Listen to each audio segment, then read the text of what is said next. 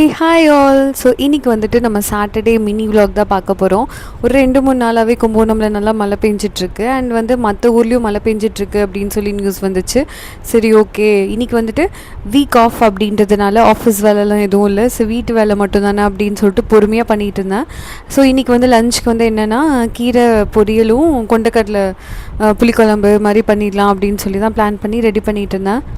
So பொதுவாகவே week day routine எப்படி இருக்குன்னா, பாப்பா எந்திரிக்கிறதுக்கு முன்னாடியே நான் வந்து சமைச்சு முடிச்சிடுவேன். வீட்டு வேலை எல்லாமே கூட்டுறது துடைக்கிறது எல்லாமே பண்ணி முடிச்சிடுவேன்.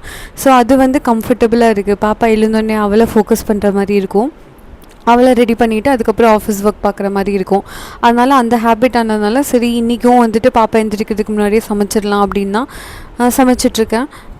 பேக் டு சமையல். ஸோ இந்த கொண்டக்கடலை குழம்பு வந்து பார்த்திங்கன்னா, என்னோடய மாமியார் பண்ணுறதுலேயே எனக்கு வந்து ரொம்ப பிடிச்ச குழம்புனா அது இந்த கொண்டக்கடலை குழம்பும் மீன் குழம்பு தான். ஸோ இதுக்கு வந்து வடகுத்தூள் போட்டு பண்ணுவாங்க. இந்த வடகுத்தூள்லாம் எப்படி பண்ணுவாங்கன்னா, இதுக்கு வந்து ஒரு 3 கிலோ சின்ன வெங்காயம் எடுத்து வச்சுக்கிட்டோன்னா, ஒரு 1 kg உளுந்து போட்டு 100 கிராம் வந்து வெந்தயம் போட்டு அதை வந்து நல்லா மிக்சியில் அரைச்சி வடகம் தட்டி காய வச்சு அதில் பண்ணுறது தான் இந்த வடகத்தூள். ஸோ இது வந்து உண்மையிலே டேஸ்ட் வந்து சூப்பராக இருக்கும். உங்கள் வீட்டில் இன்றைக்கி என்ன லன்ச் அப்படின்ட்டு கமெண்ட்ஸில் கண்டிப்பாக சொல்லுங்கள். நம்ம சேனல் பிடிச்சிருந்தா கண்டிப்பாக சப்ஸ்கிரைப் பண்ணுங்கள். தேங்க்ஸ் ஃபார் வாட்சிங்.